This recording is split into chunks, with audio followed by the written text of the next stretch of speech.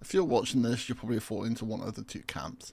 Either you've been staring at that 33% off Steam sale trying to decide if Football Manager 26 is finally worth your hard-earned cash, or you bought it at launch in November, played it for 3 days, got a crash dump, and installed it in a fit of rage. Look, we all know the backstory. Football Manager 2025 was famously cancelled. Source Interactive took a massive gamble moving to the Unity engine, and when FM26 dropped on November 4th, it was divisive to put it politely. But here we are in February 2026. The dust has settled. The massive winter update is just weeks away, and thousands of you are jumping in for the first time. Before you start your 10-year Wrexham save or trying to fix Manchester United for the 100th time, here are a few things that the game doesn't tell you. Today, we are going deep. Grab a coffee. Here are 5 things that I genuinely wish I knew before buying Football Manager 26. Number 1 is the Unity engine. Let's address the elephant in the room. Sports Interactive promised us a revolution, and visually they delivered. The new match engine is the biggest series. The new match engine is the best the series has ever looked. The player animations actually look like human beings playing football, and not ice skaters gliding across a green spreadsheet that looked like a game from 2003. But here's the catch, they didn't put it on the Steam page. Your 10-year-old laptop that ran 2024 FM24 flawlessly is going to scream for mercy. The minimum specs on the box are a lie if you want to run more than 5 playable leagues. More importantly, you need to relearn muscle memory. Forget what you learned before. The new portal interface looks incredibly clean, designed for the modern manager, but the clicks per action have increased. Finding a player's hidden attributes or checking your under 18 squad depth takes 1 or 2 extra clicks compared to the old sidebar. Do not panic, give it a couple hours. By the end of your first pre-season, your brain will adapt to the new layout. Be prepared for that initial frustration. They've definitely done that to make it better in the last couple of weeks with the new updates, but it's still a little bit of an issue this year. Point 2, bring us to tactics. Yes, you can absolutely still go to FM Scout or the Steam Workshop, download a game break in a 4231 game press, or what seems to be the method this year is Strikerless.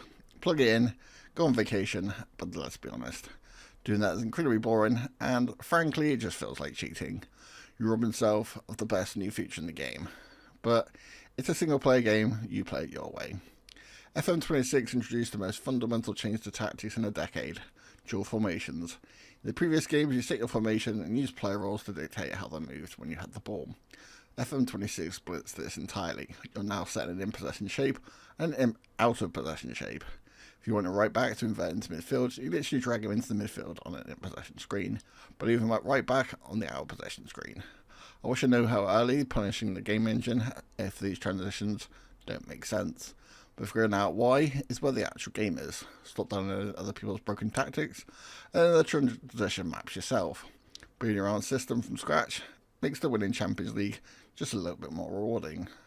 With the recent update, we even have pass maps that just made it one step easier.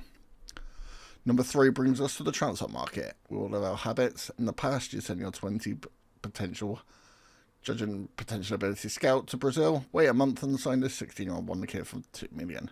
Those days are pretty much over. FM26 has integrated Transfer Room, which is a new real-world platform clubs used to buy and sell players. What this means for you is that area managers are significantly smarter about player valuations. You can no longer lowball teams with 48 months installments and crazy add-ons that never trigger. Although this does work, it's not as good as it was last year. I wish I knew that data analytics is now king. You need to rely on the new visual data graphs rather than just waiting for a scout to uncover a 60 and finishing attribute. If you are using your data analyst to find undervalued players in the Swedish second division, you'll go bankrupt trying to buy from the big leagues. Number 4, a lot of players are introducing and ignoring the women's database just because they don't want to, or because they just want to manage their boyhood club. But I'm telling you this right now. Imagine the WSL or the American NWSL is the most refreshing challenge in FM26 because it all exists in one unified ecosystem. The mechanics are the same. The economy is wildly different. The wage structures, the contract lengths, the transfer fees, they all require a completely different mindset. You're managing micro budgets while trying to build a dynasty. The squad registration rules alone will just keep you up at night. If you're feeling burnt out of the men's game because it feels too easy once you get the Champions League money, start saving the women's leagues. It forces you to play pure, unadulterated Moneyball. And finally, number 5, timing is everything. If you bought the game in November, you probably dealt with the bizarre goalkeeper animations and the crash dumps. But as we sit here in late February, the winter update is almost here. I wish I knew in November that I shouldn't have started my main save right away. The winter update not only factors all the real-world January transfers, but it serves as SI's biggest match engine patch of the year. The engine is finally stable, the tactical AI has been tweaked, so high pressing isn't just the only way to win. If you're buying the game on the current Steam sale, you're actually going to get the definitive version of FM26.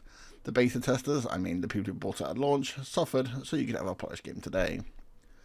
FM26 is a massive transitional game for the franchise. It's got its flaws, UI takes getting used to, and the Unity engine still needs optimization.